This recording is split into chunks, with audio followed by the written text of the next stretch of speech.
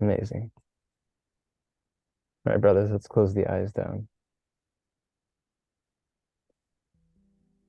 And just closing your eyes, taking a moment here to get connected to your body after the day.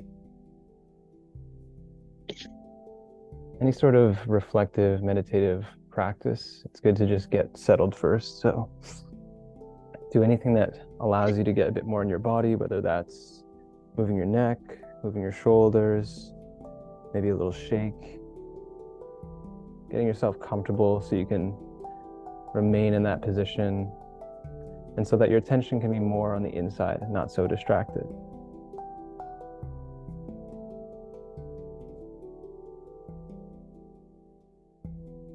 Really nice. Then once you're feeling satisfied with that, committing to stillness, we're going to do a couple double breaths and then we'll get into the rhythm of conscious connected breathing. So inviting you all to take a nice deep breath in all the way up. Another sip. Hold it. Exhale, make a sound. Again, nice deep breath in all the way up. Another sip. Hold it. Big exhale, relax. Okay, one more time here. Nice deep breath in all the way up. Belly, chest, and then another sip. Hold it this time. And then relax your shoulders, make a sound, exhale. Good, just keep your eyes closed now. In this moment, making a commitment to yourself to just allow your breath to come about as it does, asking yourself how deep you want to go, and keeping yourself present with the rhythm of your breath during this practice. Inviting you all to take a nice deep breath in. Exhale. Here we go together. Deep breath.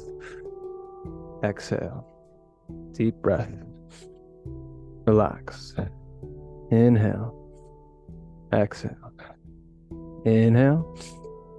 Letting go. Deep breath in and relax. Full breath. Exhale. Deep breath in. Letting go. Good. Now keep that going. First round here. The whole intention of this first round is just to get into the rhythm. So pay attention to your physical body as you breathe. Give yourself lots of space and grace and time to get into your rhythm. Just start to notice what it feels like to breathe in this way. A bit of a deeper breath than normal, a little bit of a faster breath than normal. It's a stimulating breath, but it's an easeful flow of breathing. So finding that nice balance act between getting some activation in your body and letting the breath be smooth.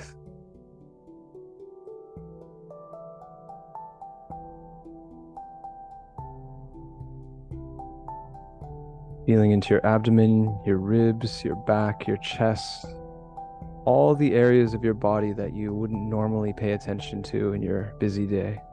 Now you have that opportunity to drop in, to notice what it feels like to breathe into your body.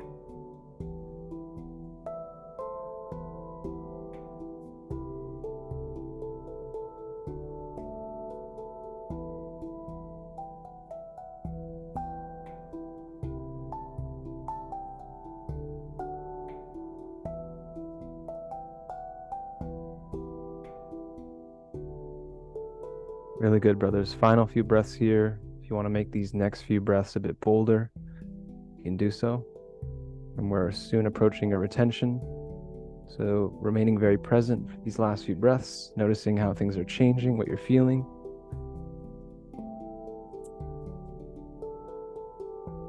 Okay, really nice. Inviting you to finish your next breath with a slow exhale. Then take one more deep breath in. Exhale nice and slow, and then hold your breath after the exhale. So holding your breath with your lungs gently empty. Find stillness, keep your awareness and attention on your body, as though you're slipping into a gentle, comfortable, dark abyss. Just noticing what you feel, this first breath hold. Maybe you can notice a bit of tension that's already been released, or a deeper connection of what it feels like to be inside.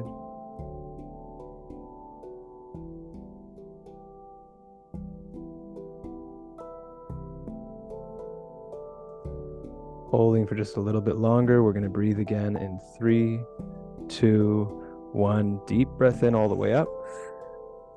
Hold and suspend the breath at the top, noticing the shift as you bring the breath in. And then letting it go, exhale. Really nice, everyone. Round one. Keeping the eyes closed, we're going to go into round 2, where we open ourselves up to more of the sensations of the breathing. So I invite you to take a nice deep breath in again. Exhale. Here we go. Deep breath in. Exhale. Full breath. Relax. Deep breath in. Letting go. Deep breath. Exhale. Full breath in. Relax. Deep breath. Letting go. And keep it going just like before. Keep the breath turning, swirling, just like a wheel, like a circle of breath that keeps turning over and over.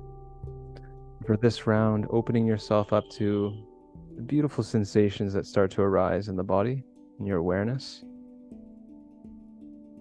as though you're dropping in even deeper, noticing the current of sensation, the tingling, that life force. It starts to move through your body. Start to notice a shift in your body temperature or a lightheadedness. All these sensations occurring just through your attention and through the rhythm of your breathing. And it's with every breath reminding yourself how good this feels, how powerful it feels to connect to your body in this way through your breath.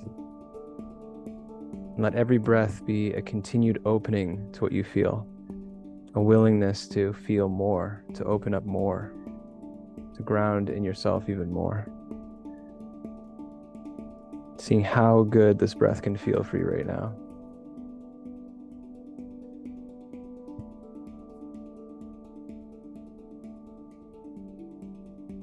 Really amazing work, everyone. Keep it going. Final few breaths of this second round.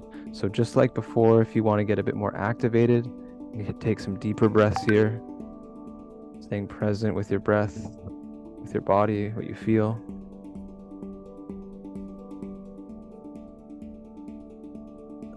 Really good. Finishing your next breath with an exhale.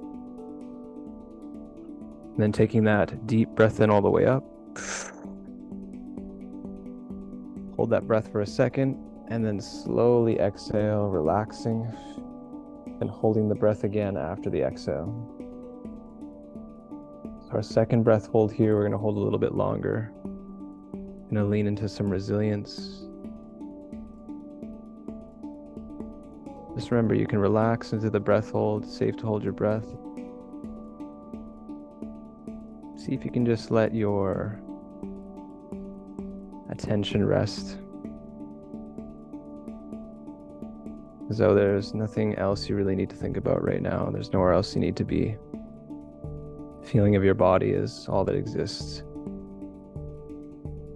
That sensation of being grounded, being still, present.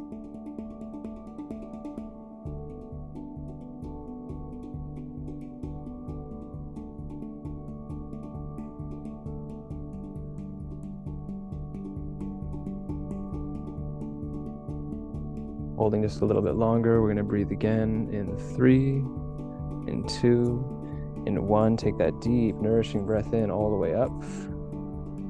Hold it at the top just like before. Feel the shift. Invite in that life force, that expansive quality. 3, 2, 1. Big exhale. Let it drop. Really, really good. Okay, going into round 3 here. So just rest here for a second. Keep your eyes closed. Notice your body, notice what you're feeling. We're gonna finish strong for this last round. So here we go, inviting you to take a nice deep breath in. Exhale. Let's breathe together. Deep breath in. exhale. Deep breath. Relax. Full breath in. Exhale. Deep breath. And relax. Full breath in. Relaxing out. Deep breath. And relax. Good, you know what to do. Keep it going now. By now, you're probably feeling like the breath has a bit of momentum. There's a bit of energy behind your breathing. Might even feel like the breath is breathing you. It feels easier to breathe, as though your rhythm is just smooth and moving on its own. Start to shift your attention towards an intention. Simple question as you continue to breathe, asking yourself, how do I want to show up in this container? What kind of energy do I want to bring? And with that question, knowing that it is very important, the energy that you bring, that each of you have something unique, powerful, one of a kind to offer to this container. So don't for a moment think that your intention is not incredibly important. How you want to show up is absolutely paramount. Get clear on that right here and now as you breathe. See if you can bring the breath into the intention, feeding it with that life force. Okay, last 30 seconds here. Full focus, all the attention on the breath in the body. Really noticing how you feel here, that shift that you've made in only about 10 minutes. Remember, you're doing amazing. However your breath's showing up is amazing. You're doing it right. Okay, inviting you to finish your next breath. Slow exhale. Let's take that nice deep breath in all the way up. Then exhale nice and slow, just let it drop. And then hold your breath after the exhale one more time, holding the breath. Really good. It's going to be our longest breath hold, so if you do need to breathe before I give the cue, of course you can. You can breathe anytime you want. Let's just see how long you can relax into this breath, and if you do need to breathe, just take a deep breath in and then blow it out and hold it again. We're just going to relax and just be.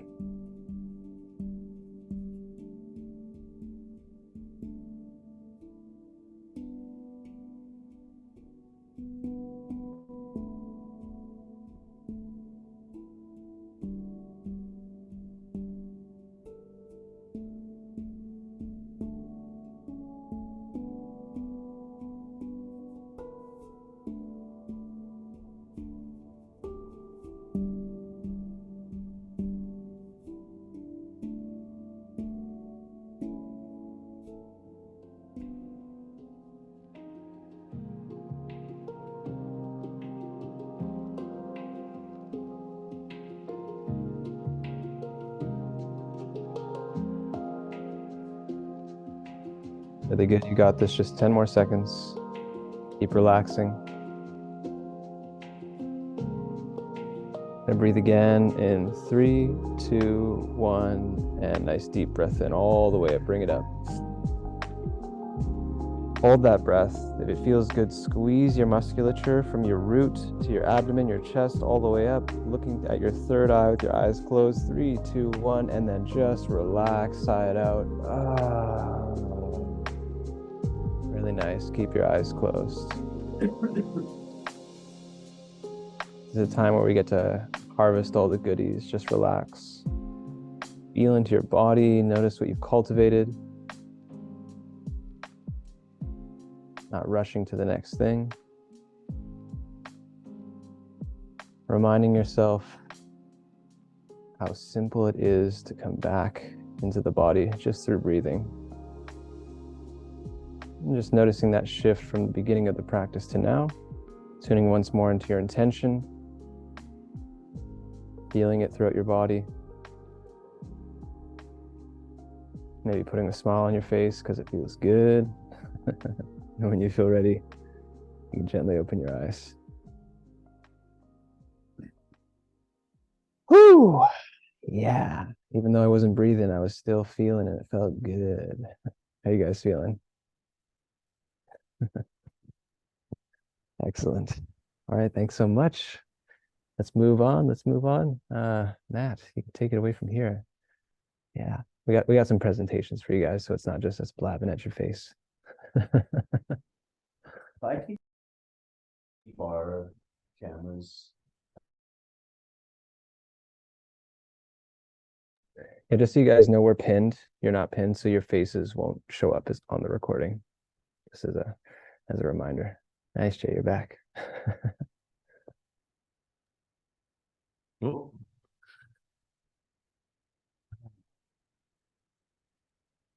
How's that for you guys? How you doing? How we doing after that breathing? We're feeling charged, rested, somewhere in between. Got a real good buzz on that one. Full body buzz for sure. Amazing. Just love to hear that. Okay. So yeah, really looking forward to this 6-week adventure that we're going on together, guys. Today is going to be the introduction. And did you guys all receive the workbook that we sent? Yeah, it should be in your email. Cool. It's really straightforward. It's nothing too complicated. It's just like simple journal prompts and reflections. And what I'm gonna do, oh no, Luke, you went away. I was about to do eyes closed, hands up things. I have a couple questions to ask. I'll be right back. Just changing lighting. Okay, cool. Okay, well, actually, I already know his answer to both of these things. So, guys, if you could all just close your eyes for just a quick second, I just want to ask. I want to ask 2 questions to you guys. Could you close your eyes, please? You're gonna have to wait until everyone's eyes are closed. Okay, so just raise your hand. If you are gay. Okay, put your hands down. Yep, thank you. And then raise your hands if you have seen our past 2 videos that we recorded where we explained the masculine and the feminine archetypes in the integration matrix. Raise your hands if you're familiar with the other two lessons. Okay, put your hands down. Great. Okay, you guys can open your eyes. Awesome. So the reason that I asked those questions is because when I'm going through this, I may be referring to relations and I may be referring to man and woman, but it doesn't need to mean man and woman. It will mean the masculine and the feminine present in the relationship. And sometimes when we're in relationship, even in a hetero setting, the woman is taking the masculine role and the man is taking the feminine role. So I just wanted to establish that when I'm going through this, if I'm saying man and woman, it doesn't need to be conceptualized as that, because trust me, you will understand it if you are a gay man when you are in the masculine role working with the man who's in that feminine role. And then the other reason I asked the second question is just for clarification, so that I know as we're going through this where we're at. Okay, I'm going to share my screen. Brian, did you want to add anything before I start?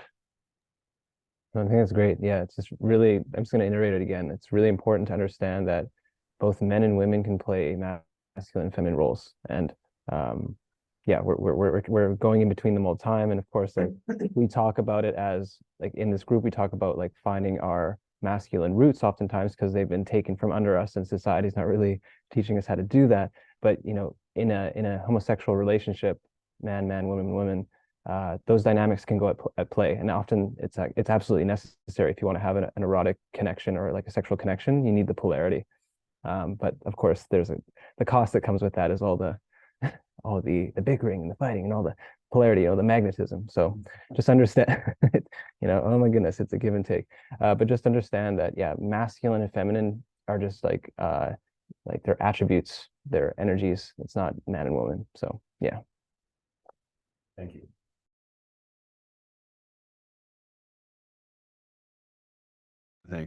Yeah, great. Okay. So guys, again, a quick thing for our agenda. We dropped in with our breath work. We're going to do a review. We're going to go deeper into these concepts, which a lot of you on here, pretty much everyone on here is very familiar with. And we're going to have some discussions going over the workbook and review some expectations with the Q&A at the end.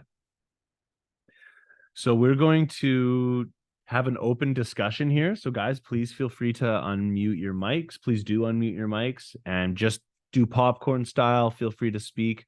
Otherwise, I'll call individually and we can type in the chat as well. So we're going to be doing a review of these different masculine archetypes. Reminder that we have, for those of you that are seeing this for the first time, maybe before I go into this, is what we do with this is we have light and dark, and then masculine and feminine, and then integrated and unintegrated. So there's the integrated light masculine, the unintegrated light masculine. There's the integrated dark masculine, the unintegrated dark masculine, and same for the feminine counterparts. So just wanted to reshare that quickly. Thought I've got a billion things open. There we go.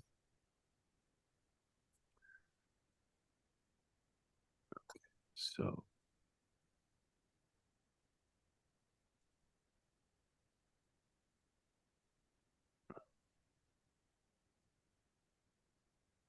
okay, so we're going to start with the light masculine quadrant. The integrated light masculine is the good king, and the unintegrated light masculine is the boy. So for those of you, for everyone, let's describe some aspects of our own internal good king.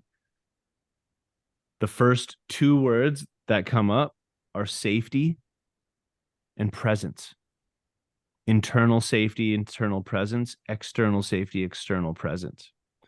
Guys, we can popcorn about this in any way you guys would like. When are moments when you feel he comes up? Yeah, Dylan. I was thinking discipline and integrity. Oh, very nice. Yep. Very, very nice. Yep. And what do those words mean for you when you say that? Like when you say discipline, is it like in a specific arena, or what does that mean? I would say kind of across the board, just so discipline would be, I think, following through on commitments to both oneself and to others. Yep. And not being easily swayed into finding like the comfort. So like leaning into that discomfort, I suppose. And integrity is kind of like what a person does when no one is looking, like how much one lives by their own moral and ethical compass. Okay. Awesome. Yeah, really, really appreciate that. We're gonna have a good conversation in a bit. I'm really looking forward to that. Does anyone else want to add anything about the good king archetype? And I'm going to show a lot of details later, just to get the blood flowing. Honest and accepting. Oh, those are very good. Yeah, I really like that, Jay Bray. Yeah, really nice. Really nice. Caring as well, like caring for the safety of the people that they care about. Yeah, really good. Really good. So one of the aspects of the good king is there's a kingdom for him to care about, right? Because you're not a king if you're by yourself, right? So yeah, on point. Okay, great, guys. We'll move on. Unintegrated, the boy. So the boy, for me, shows up as anxious attachment style, which is just like self-deprecating, just crushing internal conversation. That is just like unnecessary, just blows. Another word is unprepared. So a situation presents itself and you're unprepared for that situation. Whether you don't have the skill set, you don't have the tools, whatever it is. Any other things coming up when we talk about this archetype? Blaming others, victim mentality. Okay. Procrastinating. Yes. Yeah, procrastination, big one. Yes, definitely. Okay. This is really cool. This is really cool because we're going to, get into some things because, so from my understanding, some of the things that you guys have said actually fit in other archetypes, but it makes a lot of sense. So, okay, we'll move on to the dark masculine now. The protector and the tyrant. Obviously, I just slapped this together nice and quick, but you can see how, like, when I think of my unintegrated, my integrated dark masculine, I literally see this guy right here, just like, yeah, like, yeah. And so, what comes to mind when you guys see the protector, when you think of your internal integrated dark masculine? What do we see? What do we feel? I'm gonna call in some people here. Guillaume, tell me about him. Yeah, like the movie 300. Yeah. Just confident. People are fearing him, but from a place of just because of its strength, him or her, because of its strength, not because they're aggressive or anything like that. Like, so yeah, just extremely powerful, controlled. Yeah. Love Dangerous, but not a danger. Yeah. Yeah. That's that I heard that phrase when I was describing this to somebody recently. They explained, like, be dangerous, don't be the danger. It was Josh. And I was like, yep, that's it. You can encapsulate the integrated dark masculine in that sentence. Be dangerous, don't be the danger. Boom. And yeah, we'll obviously come back to these in a moment. So the unintegrated, the tyrant. Let's go to it's Eddie. Tell me about the tyrant. What does the tyrant look like? What does it feel like? You're muted right now, brother. Impatient. Yep. Definitely. Yeah, that. Impatient. Yeah. Anyone else want to add anything to the tyrant? Impatient is a really good one. Controlling. Volatile. Yep. That's right. Controlling, volatile. Totally. Wow, you guys are giving me some great things to add. Absolutely. Okay, so before we move on to the feminine, I'm just going to invite Brian. Is there anything you'd like to add to either of these archetypes, to any of the archetypes we spoke about? I think when we get deeper, there's like some metaphors and stuff like that I like to present. But yeah, maybe when we get a bit deeper, because there's some things I'll share. Okay, perfect. Okay, the feminine archetypes. The light feminine, the integrated nurturer, and the unintegrated enabler. So I actually had a little bit of difficulty finding a picture for the enabler, but this one encapsulated it perfectly. Because if you look, who's on top of her, like pulling her hair while she's literally doing everything else? It's the boy. It's the unintegrated light masculine. And this is what, like, the relationship between them, which we'll get into in further future calls. We're going to be going through a lot of how these different archetypes are communicating internally and how we're seeing them reflected in the real world.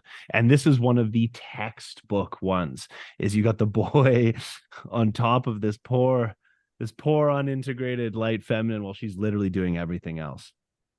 So let's talk about her then while we're here. So what comes up for the unintegrated light feminine based off of some of the things we've spoken about before? Rod? Like, what I'm seeing is a woman not in surrender, not feeling safe, and a bit in her masculine because she feels like she has to control everything. Brilliant. Yep. Brilliant. Well done. Absolutely. Literally you got every single thing. I just want to add that is there the pleaser in there, or I just wanted to add that. Exactly.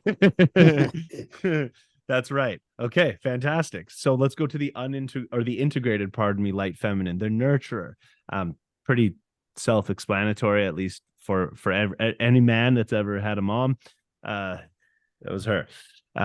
She gives, she provides, she loves. Anyone want to add anything for the integrated light feminine? Yeah, it's from all of the supportive. Yeah, more supportive. That's right.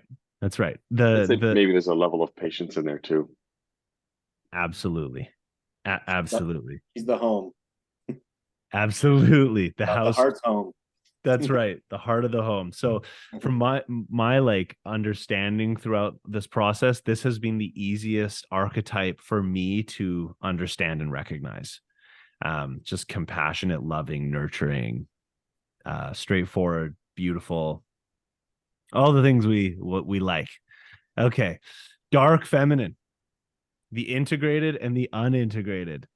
This is where things are going to start to get juicy when we start talking about the dark and how they all work together. So the integrated dark feminine, the muse. When I think of the integrated dark feminine, I think of expression, experience. Anything's come up for you guys when you see this picture, or when you think about what the muse or the dark feminine might invoke? Powerful and inspiring. Yep. Yes. Yeah. Yeah, like it inspires you for adventure. So it's not necessarily you're coming home, but it's inspiring you to go and conquer. Yeah. Really, really nice. Yeah. Or collect resources, right? Like, yeah. Yep. Little from A, little from B. Amazing. Okay, you guys got this. And the succubus, the unintegrated, the succubus, the seductress. What comes up for y'all when you see this picture?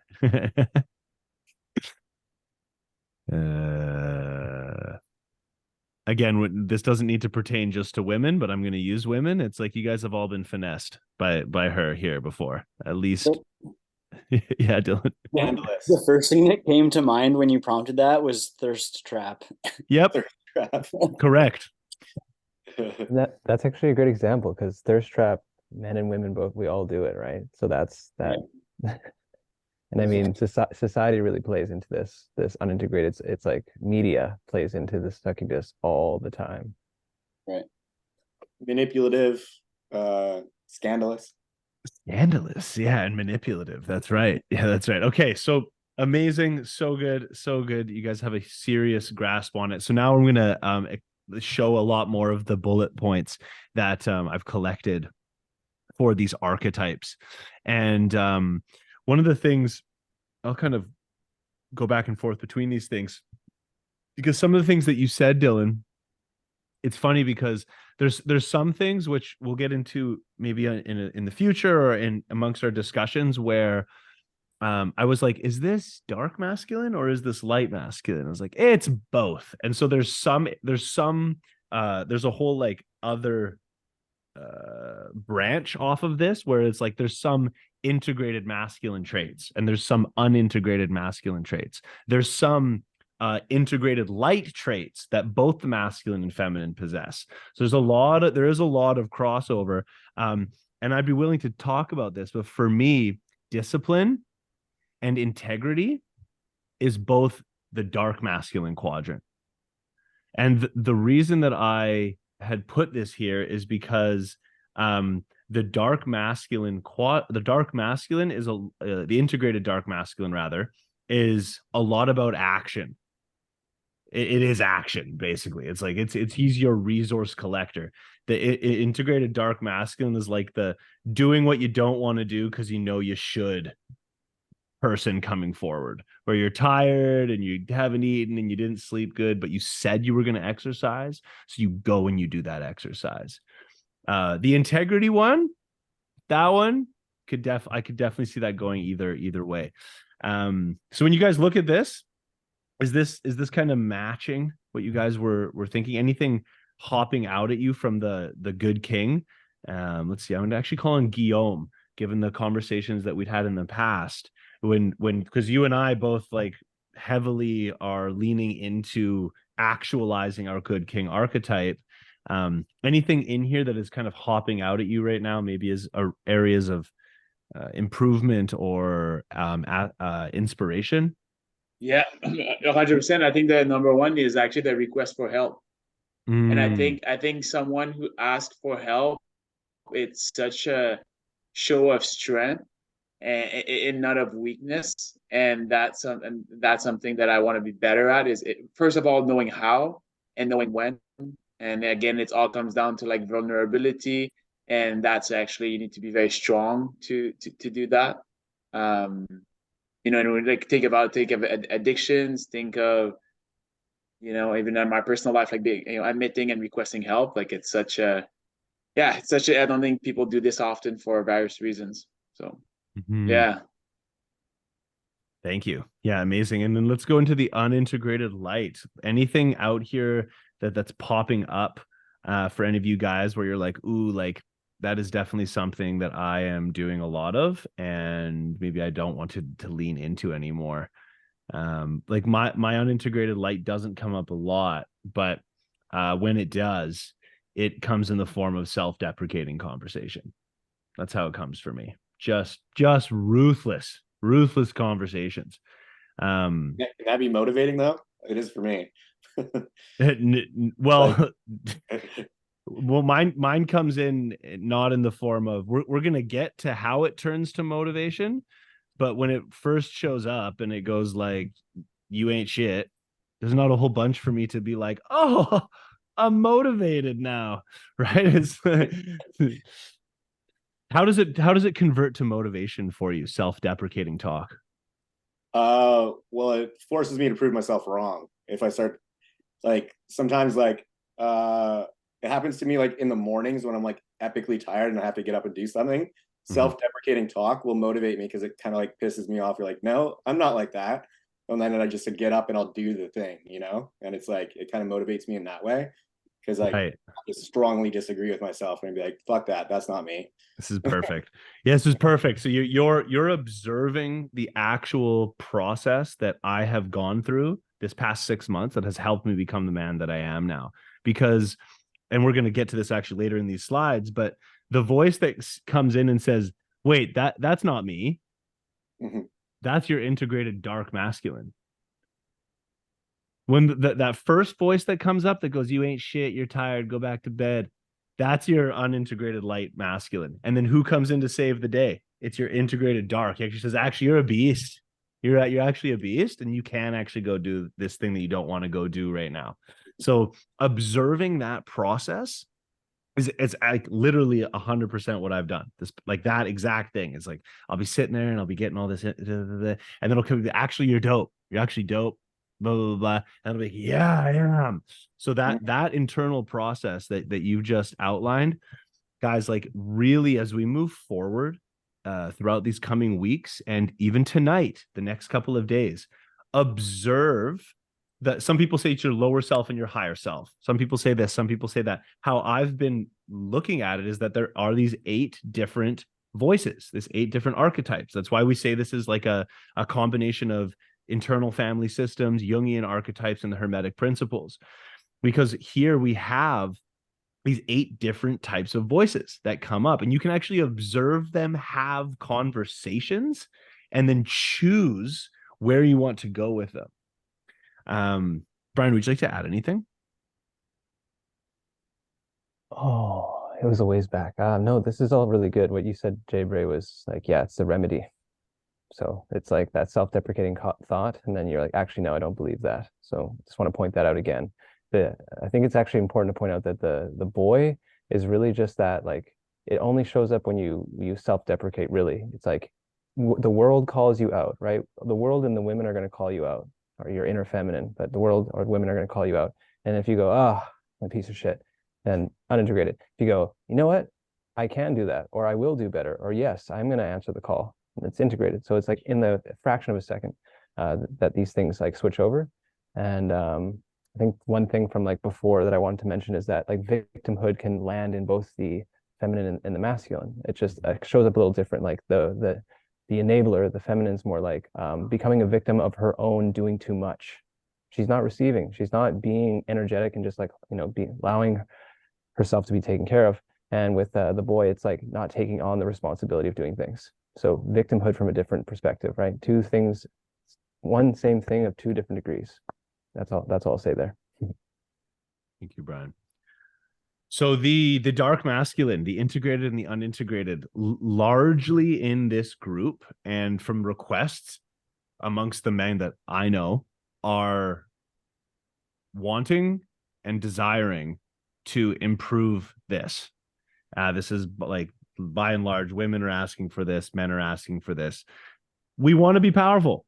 We're done receiving the words that if you're a powerful man, you're a toxic man. That's not what we want to hear anymore. We want to be powerful. We want to be dangerous. We want to be respected.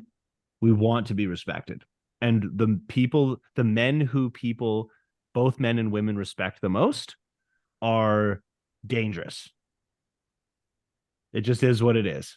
It's funny, right? Because it's like, oh yeah, well, there's like these other men that like we all really, really respect. Like, let's say like Sadhguru, like he's not dangerous. It's like, yeah, he is.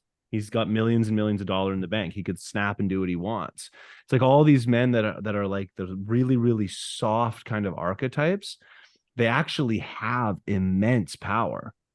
So anything hopping out at you guys here where there's like areas that you really want to like maybe confront? I'm gonna call on someone. I'm gonna call on Taylor. What's up, brother? You knew. I could feel it coming, yeah. I wonder if that's because I was late to the call. I wonder. Yeah, no, there's a lot of stuff here, that's for sure. Definitely with the boy, like the unintegrated, that's more or less what I was looking at, but I'm checking out the tyrant here. But yeah, like a lack of commitment, a lack of discipline in a lot of ways is what I've really been struggling with. And it feels like it's been way too long. And for some reason, I'm still lacking this like direction, even though I feel like I know what I'm supposed to do, just like not doing it still. And it's becoming really frustrating. Thank you for that. Thank you for sharing that. Yeah, we'll definitely dig into some more like specifics about kind of what we think is getting in our way. I have like, I still am not sure if this is useful information, but it helped me immensely with discipline. And so I'm not sure if it's useful, but it did help me immensely. And it came from this Joe Rogan podcast, this Joe Rogan clip. And he was basically like, I don't get it. Just say no. It's like, oh, I want to have that donut. It's like, just say no. It's like, oh, I want to sleep in. Just say no. Oh, it's like, I don't want to go out partying, but just say no. And he's like, I don't get it. Like, why can't we just say no to the things that are bad for us?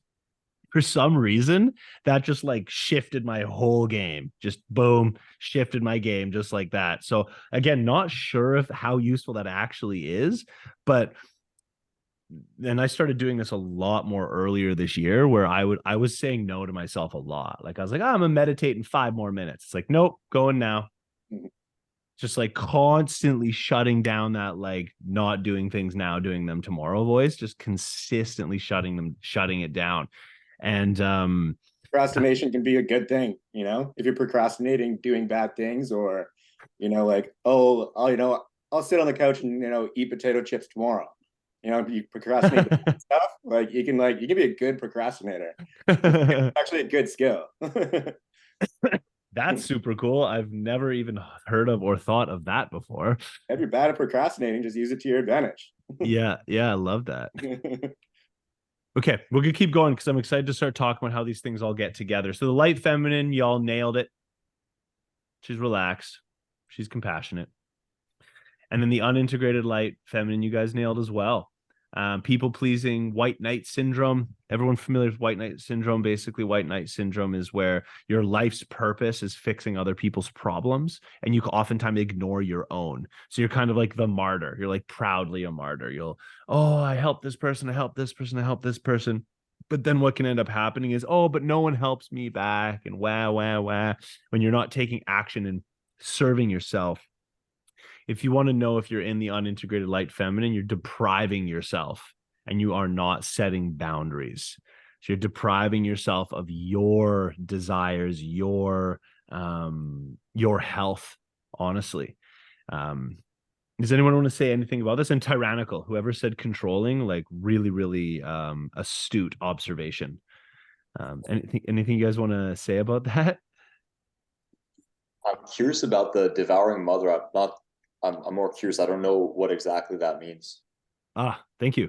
So devouring mother is it's arguably like the greatest contribution that Freud made to psychology.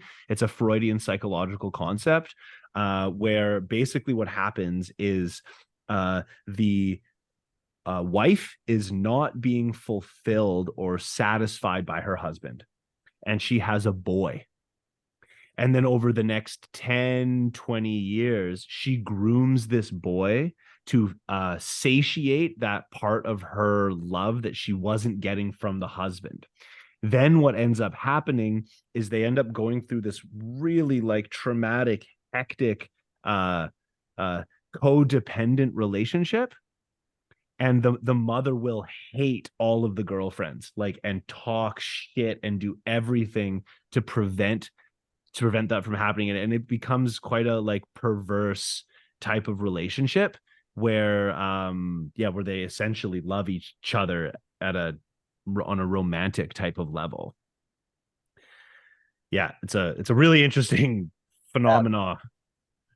Do we know if that applies if you're not with an actual mother, like not with a mother and son, but just like in another relationship, like a romantic relationship? Can that dynamic come up in any way? Like if you're in a romantic relationship with a woman?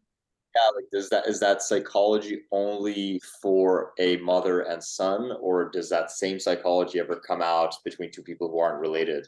Right. So in the Freudian model, to my understanding, it is only with the mother and the son. However, the reason I put it in here actually has to do with relations. Because what I have personally seen, and I keep in mind, I've worked with nothing but women except for 3 clients over the past 2 years. And many of my friends that are women right now are either freshly out of or stuck in a relationship where they are dating the boy. And the boy and the enabler go hand in hand, because what ends up happening is he's like, let's say like he's not making enough money to support his half of rent, and and what she doesn't want to call him out. She's not calling him out. She's just providing, and essentially satiating that innate desire for her to be a nurturer, which is supposed to be for children, but she's doing that with her incompetent partner. And I have seen this a lot. It's actually something I'm a little bit passionate about right now, because again, this goes hand in hand. Men want to be in their dark masculine more. Women want their men in their dark masculine more. Why? Because the boys are there being boys with their mom, who's actually their girlfriend, taking care of them. They're consistently in this like perpetual state of being emasculated by her as she pays the bills, cooks the food, and goes into hectic, that symbol that you that I showed you. And so yes, under the Freudian model, I'm not sure, but how I conceptualize it, absolutely. And I see it happening. It's probably the most common type of relationship that is actually out there right now. Yeah, that's so interesting. Damn, eh? Damn. All right. Moving forward. Dark feminine. My favorite quadrant to both observe and get crushed by. The muse and the succubus. So yeah, taking a look at the muse. You guys, again, you nailed it. Inspirational, beautiful, expressive. She's the magnet, right? She just sits there and attracts, right? We're walking by someone and we look at them and we think, wow, that's a beautiful, I'm attracted to that person. Like, what do we do? It's like, if our eyes aren't stuck to her or him, we are going at it. And so when we feel that, like, I guess just like primal sexual, towards someone, that's the dark feminine calling forward our masculine to go acquire, try to prove that I am worthy. Anything you want to say about either of these quadrants, or either of these sections? And then we're going to get into the fun stuff, talking about how they talk together. Yeah, I mean, I think like unintegrated is like OF. That's mostly that right now, is like a lot of women are just like fully commercializing, just, putting their bodies out there. Not that you can't do it consciously, but, I think there's a big cultural shift to the unintegrated dark masculine right now, for the dark feminine right now. 100%, dude. And it's not just women. It definitely is, because they'll be more inclined to the feminine way of being, but it is totally everywhere, everyone. Like it's all over the place right now. And so like the two parts of this, first off, the dark feminine is just so unbelievably powerful that it's like the masculine is too, but the dark masculine is like weapons and money and muscles and brain, and I can IQ stuff. The feminine is like everything else. And so when I think of, one of the primary things I think of when I think of the integrated dark feminine is mind altered states. So when you're like going into an orgasm and blacking out, that's what this is. When you're like, I'm going to take this psychedelic medicine and go into a total experience where everything that I know in my safe little masculine structure, that I can just see everything here. It's good. Got the lines dotted. It's totally blasted and blurred into colors and all that stuff. This is all the muse.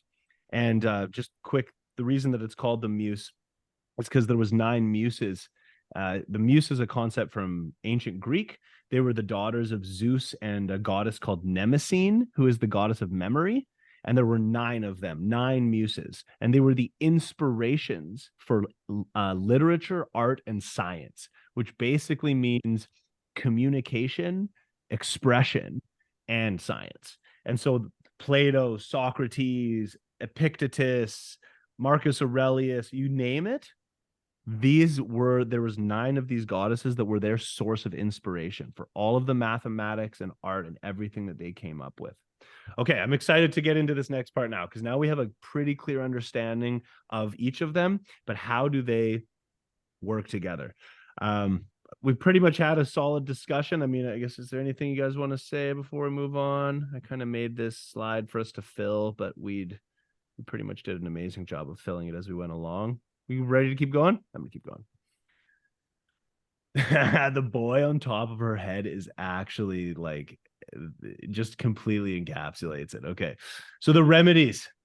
Okay, we've gone over this on our past calls, but these are your remedies. If you're in the boy, your remedy is the protector, is the warrior, Jay Bray. When your boy comes up and goes, you're tired and weak, your integrated dark masculine comes in. No, I'm not. Sit down, boy. You guys talk a lot. Yeah. Yeah. No. I'm actually powerful. And the fact that you said I'm weak and now I'm going to go do this makes me 2 times as powerful. Let's see. This one just resonates a lot for me, but does anyone else have examples of where you actually have this own internal conversation? I'm going to be asking for some examples as we go through this. Yeah, Luke. I've got one that I wanted to bounce off you guys, but I wasn't exactly sure where it fit. This might be it. An experience that I've been having lately is I recently came to terms with how anxious my thoughts are of the very next moment of like my future. Just kind of ingrained into me to watch out, be careful, do something, or else. And this or else is quite fearful. It was passed along to me in terms of a state that I'm in, and it became unconscious. And so I'm always ultra prepared for the next moment, and too much so it just drains my energy, and it doesn't attract magic or like the effects of positive thinking. So the other day when it really hit me, my remedy was I start telling myself now multiple times a day, something amazing is about to happen. And my whole energy changes, everything about my mindset, my body, and then I'm more open to that said thing coming about. So that's just something I've recently done for myself. I'm not exactly sure where it fits, but maybe it's in the boy and the good king. It's right here. Okay. Look at this guy. You can almost see the words or else coming out of his mouth right now. Right. And the remedy is like, actually, everything's fine. I'm just going to chill. And so we can really kind of put the boy into that anxious box, but in reality, both of the unintegrated masculine archetypes are anxious. Like they really are. The kind of primary thing is like the tyrant goes like, I'm anxious, I need to do stuff. One of the notes of the tyrant was lack mind state or lack mindset. Whereas for the boy, it comes in and it's self-deprecating talk. The tyrant doesn't have a whole bunch of self-deprecating talk because he's a psychopathic narcissist, gaslighter type thing. But you hear that or else, it's like the boy's not saying or else. What's he gonna do? It's the tyrant. He's coming in and saying or else. And then so your remedy is the good king, safety, presence. Brian? Yeah, I was just thinking there, it could also be a situation of like the feminine again, like that unintegrated light feminine, because she's like always worried, like, how's this gonna go wrong? I'm not sure, da da da. Like, you know, she's the one who's, again, she's not settled in herself.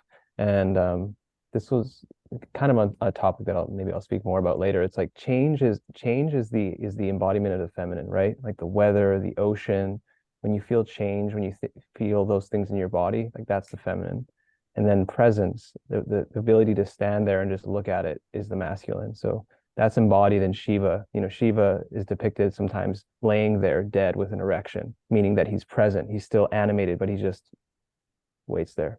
And then Shakti's like over top of his head, like she's chopped off a dude's head and she's like, like freaking out because she's the feminine. She's like all this crazy stuff that's happening. And he's just sitting there with a giant erection, ready to go and able to hold all of the space in the world.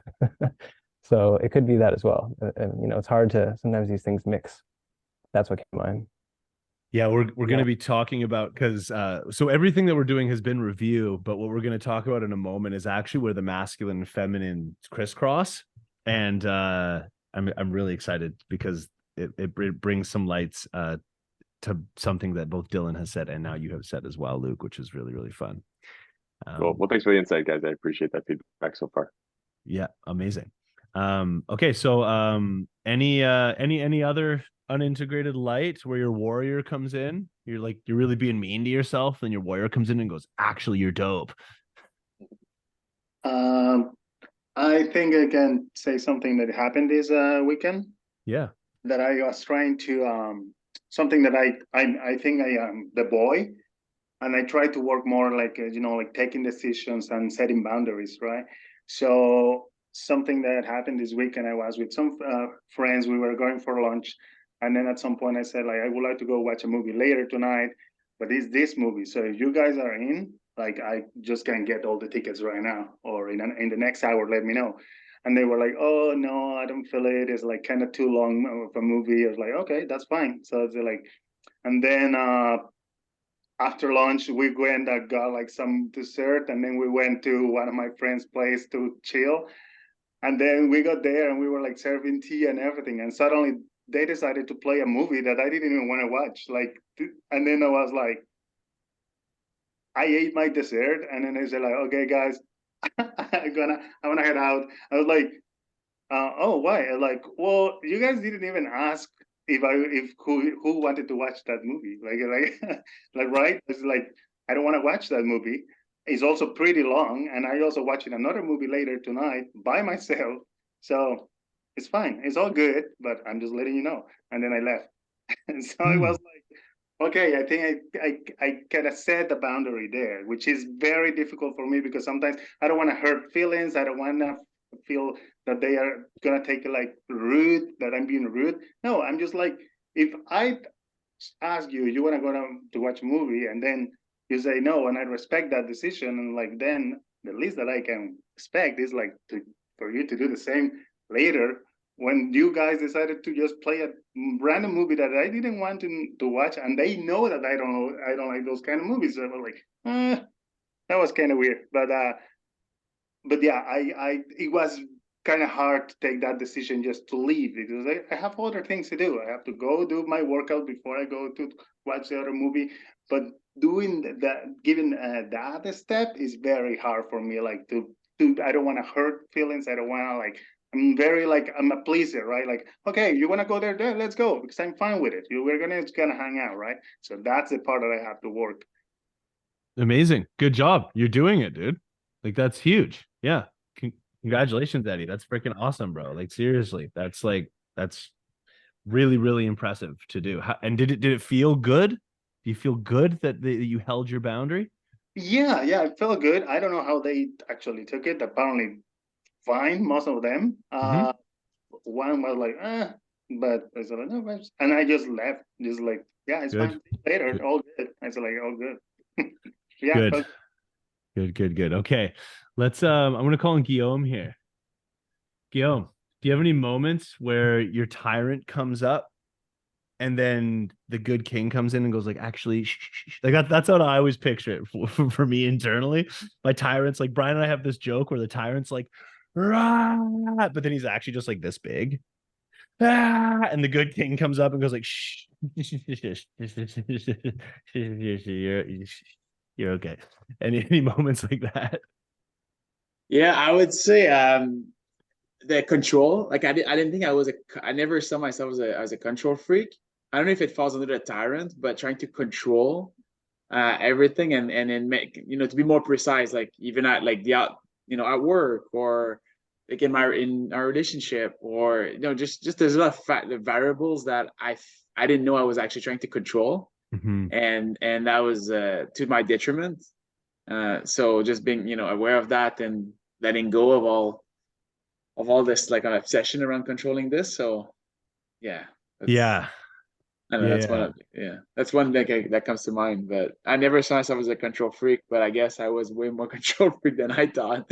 Even through my communication, with Kayla, like I just didn't notice it. And yeah, I did the communication skills with Landmark, and they all showed up, and I was like, oh shit, maybe I am. Yeah. Well, that's the tough thing about the dark masculine too, right? Is like the difference between the protector and the tyrant is it's like the tyrant controls situations. So what happens when your loved one is going towards danger? Your loved one's walking right at danger. What do? You stop it. Well, now you've controlled that person and now you're in your tyrant. Instead of just sitting here like this legend of a lad waiting for his loved one to go into danger, get hurt, and come back. And that is very difficult for anybody, never mind men of the house, the holding down a relationship. You want to protect your loved ones. Well, protecting is not controlling. It's defending. It's not maneuvering where you please. Okay. The classic. So this one is actually amazing.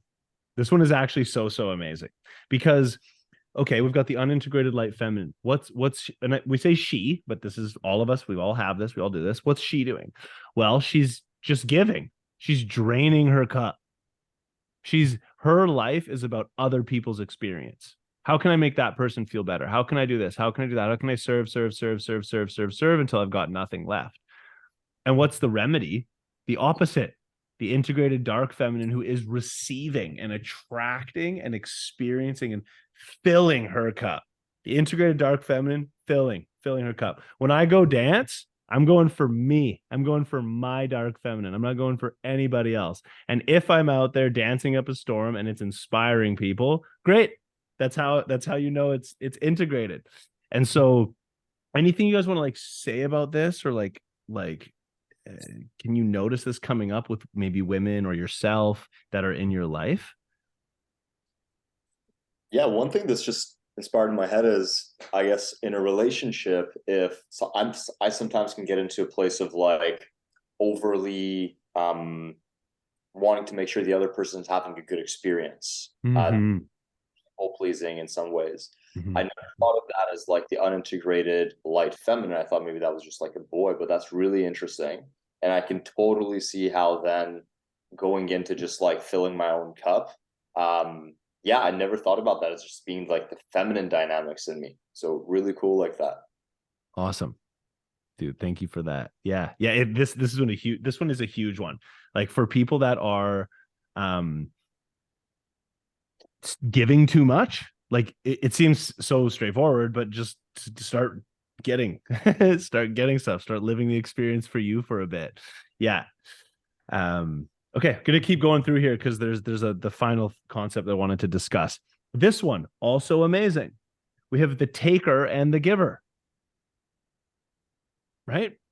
So like if someone just is like coming, I've had this conversation with a few different people where like they just are realizing that they're like taking and manipulating, and they kind of like wake up and they're like, whoa, like I don't want to be like as provocative and all of these types of things. And what ends up happening is they end up going into like full shelter mode, where that doesn't actually fix anything, because they still have this innate desire to be in their dark feminine.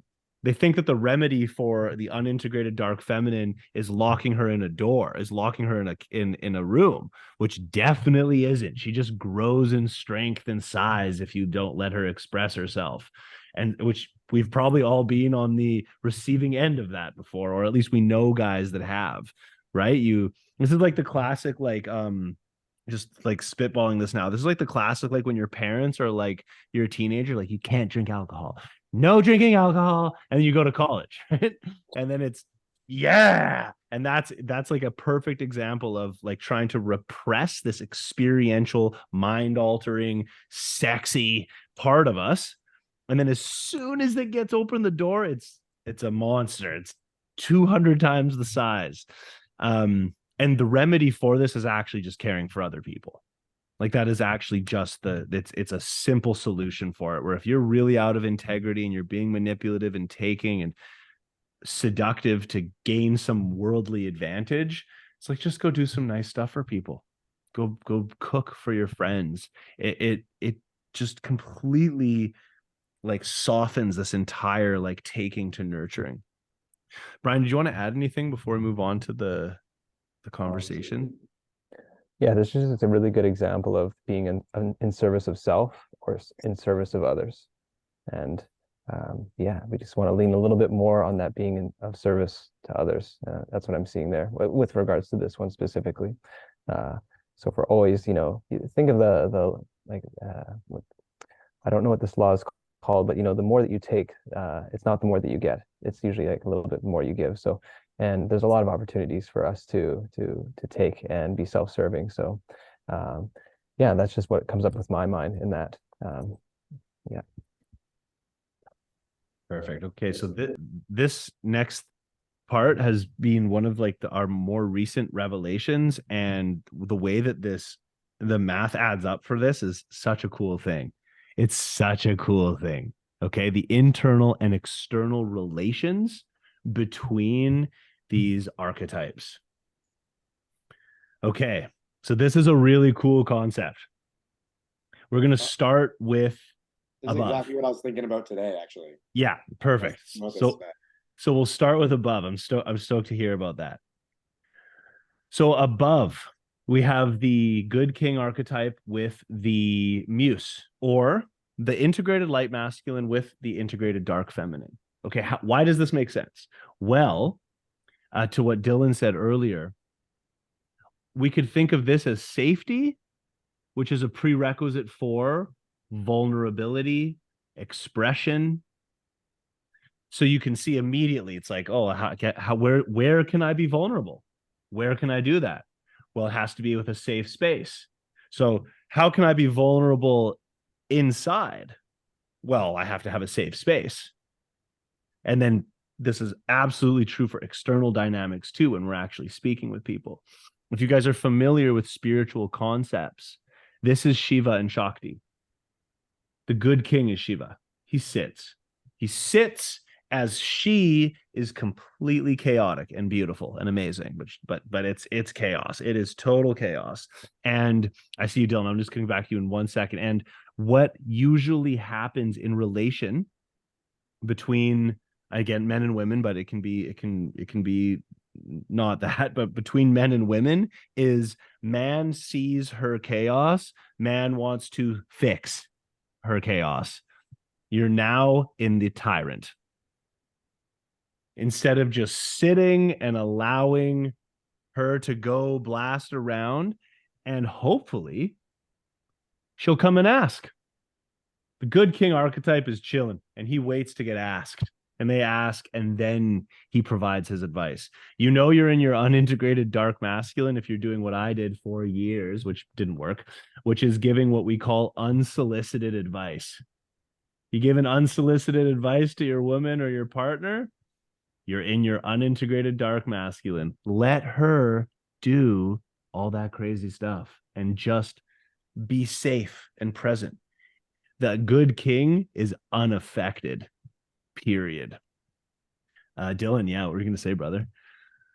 Thank you, Matt. Just really quickly, based on the description that you just gave, I felt like the image of the good king was such a good representative metaphor for that, because it's like he's just sitting there, and then it's almost like the feminine is just like crashing all over him, and like she's the waterfall like raining down on him, and then just by his presence and the safe container he holds, then she kind of like relaxes into this like beautiful little pool of water, and he's just like kind of like watching over it all. And I just thought that was like a really nice kind of metaphor almost for the description you gave. It's so good how you said that. And out of the water comes what? Flowers, fish, like trees, all this amazing stuff. But yeah, that's wow, so nice. And that's again, like what's been so helpful is we think in symbols, right? Like we don't really think in words. Humans think in images and symbols. And so these types of things are really, really useful when you catch yourself slipping into the tyrant. Come back to this guy here. What would he do? Well, he would do exactly what he's doing. That's what he does right there. And then you know, just to go let's actually go down now, because we've got about 10 minutes left. Okay, so the below, this is like 3D world. Okay, and then I'll come back. And what I mean by 3D world is if you look in nature, you will not find integrated light masculine or integrated dark feminine. These are what make us gods or human. This is what separates us from animals. Both the ability to remain calm in really stressful situations, which is regulation, is a byproduct of our executive functions, our prefrontal cortex. The ability to think ahead and be like, I can take this psychedelic medicine, go into the absolute fractal portal, and come out the other side alive, the ability to look forward, ahead into time, is our prefrontal cortex, our executive functions.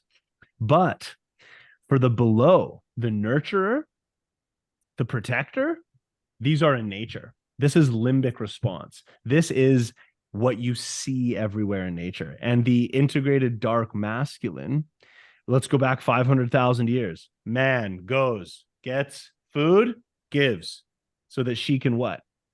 Nurture and provide. And so this is really like the brick and mortar of she needs to be she, right? Our internal nurturer and external relations. Our internal nurturer needs to be provided for before it can nurture. And how does it get provided for? Through strength, discipline, collecting resources, whether it be financial, physical, or intellectual acumen. Brian, do you want to say anything about what we got going on here? Yeah, he said a lot of good stuff, man. I think it's just reiterating that the below is that, like Matt said, it's very primal. It's very of the limbic system. It's very of the animal world. We can see these things playing out in nature. You can see it playing out in yourself. I love the analogy you made, Matt. Like if you want your inner nurturer to come out, it needs to be provided for, right? And then the above, it's like the more high conscious ability that we have. Like what makes us human is our ability to, like, if shit's going awry, there's no animal that's going to just sit there, but I could just sit there and watch it happen, right? And there's no animal that's just going to dance out in the field half naked, yeah, on psychedelics. Like it's not going to do that. We have this ability to express ourselves beyond survival, beyond the need to do things. So this above and below is quite profound in that it shows us our roots and it shows us where we're going, and it's not going to stop. Like in 1,000 years, there's going to be another above or something that extends above further. But it's good to recognize, like, what is it that makes us humans? What differentiates us? And it's this ability in the above. It's informing the below, or at least it should. So just like knowing that relationship is really, really important, that we are tapped into the above, like as above, so below. We actually are aware of that, where the animal kingdom, they are connected to it, but they may not know. It's just in their DNA. We can like look at that shit. So it's pretty fucking cool. Thank you, Brian. So So just final recap, and then we can have a chat for the final couple minutes. I'm happy to do popcorn coaching, or like how Luke brought up a real example earlier was really, really great. So just remember, these are internal and external tools. So if you're talking with your person who you're in a relationship and you see that they're fearful, if you've invoked some type of fear response, your tyrant has caused that. And you can remedy it through your good king. And you guys saw the remedies, you saw the problems, and this is internal as well. So really just bringing this to the forefront, and then recognizing if your partner is like, I really want to go dance and do all this crazy shit, which is a bad idea. And you're like, no, well, you're now in your tyrant. And instead of just being like, that's what you want to do. Okay, well, I will be here safe and present on your return. Which is, for me, is the absolute trial. It's the full-on trial.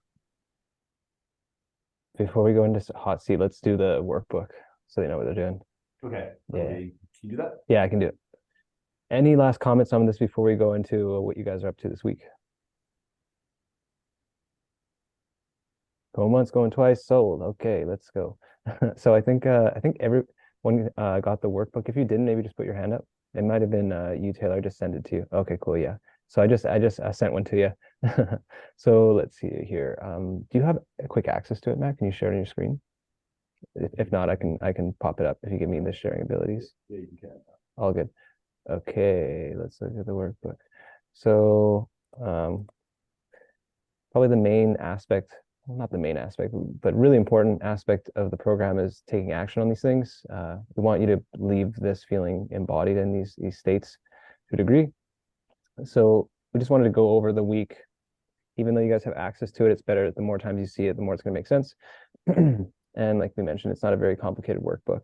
So really what we want you guys to focus on this week is identification, understanding where you're at. Awareness is important. So your main barrier, which is your unintegrated states of default, we kind of went over this before. The question is like, what is your main unintegrated default state?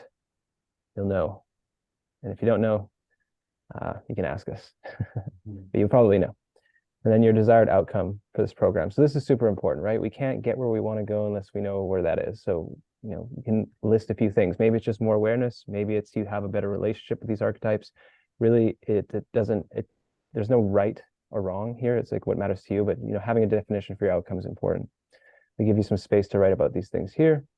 Find 3 to 9 concept situations and areas where these archetypes show up for you. So really you're actively looking like, where does this show up for me? How do I see myself placed in these archetypes? This will help you to understand the archetypes even more. And then it'll start to naturally come up in your life like, bing, oh wow, I'm in my unintegrated light masculine. And once you have that awareness, then we usually go into our integrated states a little more easily. Yeah, so same thing down here. What's your default masculine, light or dark? Where does it primarily show up for you? Again, more awareness. What situations? I know that like my tyrant comes out when I'm not able to handle my partner's chaos. So I'm very mindful. I'm like, okay, she's talking a bit more. She's doing this, she's doing that. More presence, more presence, more. So when we know the situations that we become unintegrated, we can prepare ourselves for that. Same thing with feminine down here. And then just some reflections here. Oh yeah, no, these are the unintegrated states as well. So yes, more awareness. Beautiful. And then we're into light masculine. So it's a lot of just writing, reflecting this week. And our expectation is please have this done for the next call. So do your best to dive into these. I would suggest maybe time blocking some time in your calendar to get it done. That just means like if you have a Google Calendar, you just block in there like integrated masculine work and you do the work. But have it done before the next call. And the buddy system. Yes. Would you guys be game for a buddy system to keep you accountable to your work in the container? Just do the hands. Yeah. Everyone down? Yeah. Okay, let's do it. So I just had to switch a name that you put up, Matt. But let's we created some partners here. So maybe you guys so I'm going to name the partners, and then if you guys can exchange numbers in the chat privately or actually I don't care if it's privately, honestly, just exchange numbers right here now, so you guys can stay in contact. So Dylan, you're gonna go with Kali. You guys are gonna be buddies throughout the program. And then Eddie, you're gonna go with Rod. Guillaume, you're gonna be with Jabray. And Luke, you're gonna be with Taylor. So you can kind of see this as your confidant, you know, especially if you have a question, you're challenged by something, or you want to share something exciting. Most importantly, maybe check in on each other at least once a week and be like, hey, did you do the homework? Did you actually do it? And, you know, that kind of thing. Yeah, maybe what we'll do is end up providing some more prompts and stuff for that. And I want you guys to keep in mind that you can look at the workbook and see what's going to come up in the future if you want to, but we're going to be going through like this was quite lecture based, where the following 4 weeks are going to be much more embodiment based. And so what do you think we're going to do for the dark masculine? Well, I don't know, but come ready. What do you think we're going to do for the, I don't know, but come ready. Okay. So, you know, you can take a guess what the dark masculine might be. Mr. 100 Days of Discipline guy. I don't know. What's it going to be? And so next week is going to be light masculine. You can come prepared for that as well.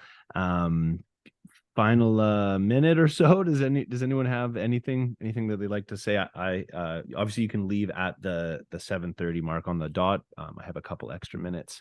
If anyone wants to say anything or have any questions or at all?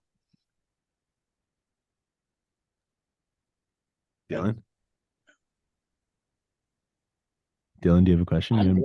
No, you unmuted yourself. Oh, did I? Oh, my bad. No, I think I'm pretty well set up, so I'm looking forward to this. Amazing. Rod? No, nothing as a question, but really excited for this. Really excited to go through this with you guys. Come on, I'm just gonna keep calling on people then. Guillaume? Yeah, I know, it's great. How do you call it? The divine Union? How did you call it? Sorry, what was the name of that slide? The divine union. Divine union. Yeah, this really hit me. Like I always saw like my fiance Kayla as a nurturer. And you know, one thing I've been struggling is to be a good king. And then when I was looking at this, I was like, and I don't know if I interpreted correctly, but by becoming a good king, I in a sense allow her to move into the muse. Because Yes. I had a harder time to like kind of see her as a muse, because we're working through some, you know, having like more intimacy and that stuff, and which I'm very responsible for that as well. So anyway, I was looking at this and I was like, man, that's not only solving a lot of things for myself, but it's actually elevating the people around me to their higher self. And I was like, wow, and that was it. Because I do see her as a muse, like a just, you know, just how she is as a person. Anyway, I thought that was very powerful. That's what I got today. I was like, wow, that really hit hard, you know? So that's cool. Looking forward for, you know, expanding on this, but this is really good. So good. Thank you, Guillaume. I deeply appreciate that reflection. And I can say from my own experience and from speaking with other men that when this is like the most transformative experience for me this summer a few times is like when you're in your light masculine and she is in full chaos expression, and it's like kind of hitting you like that, and you're like and you go through all of the tests and all of the and then she'll come down and she'll say, wow, like, oh, thank you for just holding it down. I was all over the place and you made me feel safe. It is the most rewarding like thing. It's better than bringing home millions of dollars. It's better than getting all the muscles stacked. When you hold her, the feminine is successfully, and then the feminine comes and says, yep, good job. It is the most rewarding thing. It is just so rewarding. Yeah. It's so good to hear. You're like, I love that you're getting so much of these downloads and like from all this stuff, man. And one thing I want to just like add to what Matt's saying, that this like aspect of masculinity and femininity, like we often as men, we're like, okay, what's the point? What's the outcome? What are we doing? Okay, good, done, over, sweet. Like makes sense. Let's move on to the next thing. Women, they are the feminine. It's not like that. that the expression itself is the thing. Them letting them, you like their story, their whole expression of it, like that's the whole thing for them. So when we're like, okay, so like, do you mean this? Like, what do you, we're trying to reduce their whole expression. It's like trying to contain the ocean in a box. You can't contain the ocean in a box. So what do? You acknowledge, yes, I see that you're angry at me for what I did. Because for them, it doesn't matter all the great things we did. We brought home all the bacon, like all the times we were receptive. All they know in that moment is that moment. And that moment, they are feeling the ocean. They've become the ocean. They are the tide. They are the living embodiment of it. So all we can do is like land in them with presence and, babe, I see you. You're upset. You're frustrated with me. That's not us losing. That's actually us going in it with them. But that I've learned in my own experience. It's like I used to be so like, no, babe, I'm not like that. I swear, I'm not that type of person. And now I realize it's like she just wants me to acknowledge that she's like become this amazing expression of nature in her embodiment. And when I do that, she doesn't feel limited or crazy. So take that for what it's worth.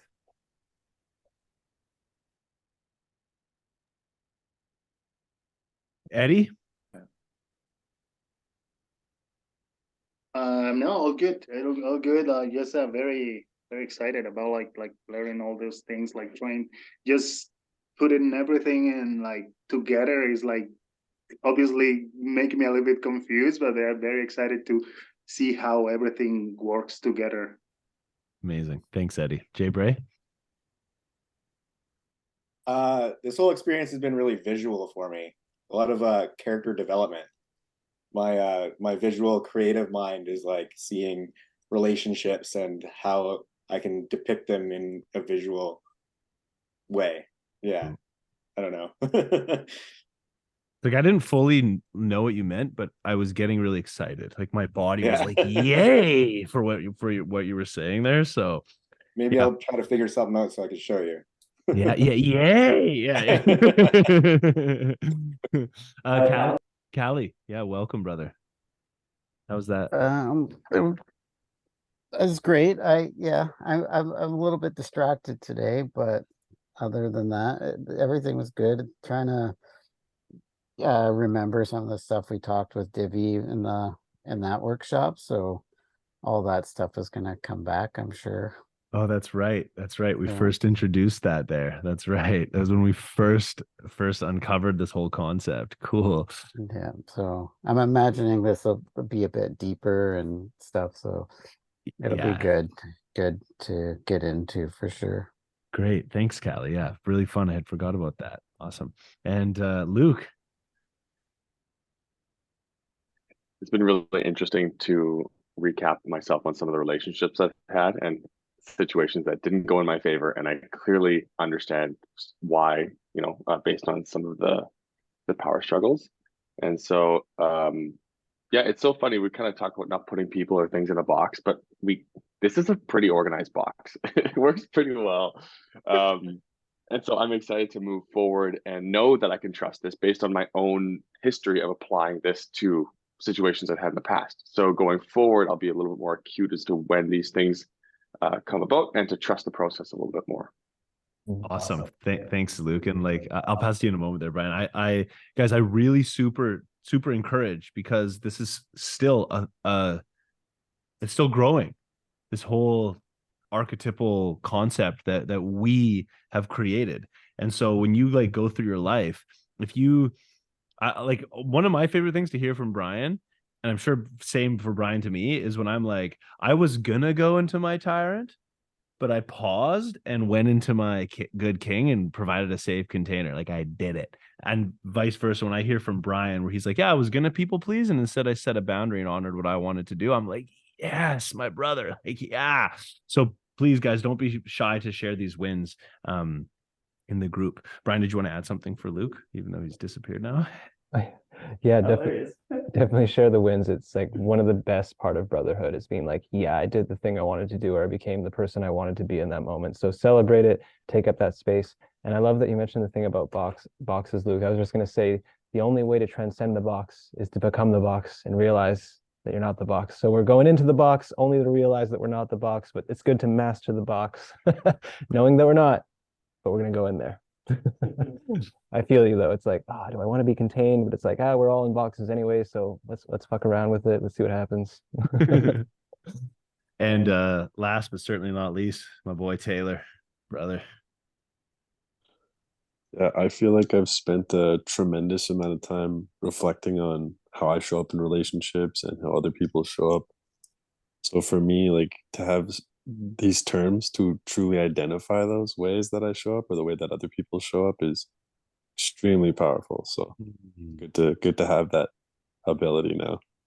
Thank you. You know what? This is actually such a phenomenal way to end this call on, because one of the most powerful things about assigning archetypal actions and thoughts to a person is that you separate the person from their unintegrated behavior. So instead of like looking at that person and being like, she's a slut, right? She's manipulative, or he's an asshole. You just go, he is in his tyrant right now. She is just having an unintegrated dark feminine moment right now. So instead of brandishing and like tattooing this person, you can actually just have this, you can separate them from that, because and this is like Christ consciousness way of viewing things, right? Is that the person is just going through this moment, but they themselves at the heart are pure and have all the potential for being a completely integrated being. And so we can do that with ourselves as well. Or I'm not a piece of shit. I'm just having an unintegrated light masculine moment right now. So just inviting that to you guys for this. And yeah, Brian, I'll pass to you for some final words, and love you guys so much. Yeah, just amazing first call, guys. Thanks for diving in and really being interactive. We want this to be interactive, actionable, and not just us talking a bunch. So you guys like really brought in that co-creation aspect. And I'm going to say something that I'm sure you all have heard before, that you'll get what you put in this course. So the more you put in, the more you're going to get out. And I feel like you guys are already putting in a lot. So yeah, enjoy this week of navigating and expanding your awareness of these archetypes in your own experience. Make sure to check in with your buddy at least once. We'll probably come up with some better prompts, or some prompts to guide your interaction. And of course, like if you want to reach out to Matt or I, we'll make ourselves available, share some of your wins in the group. And I just know you're all going to do really, really fucking amazing. I love you guys a lot, and really stoked to have you here. Cheers, guys. Bye, guys. Much everyone. Peace. Oh, wait. Don't, let's do a picture. Hold on. Wait. Oh, picture. Picture. Okay. Everyone smile or put your hand up or do something. Nice. All right. Now you can. Thanks. Have a great week, guys. Bye, guys. Thank you. Peace.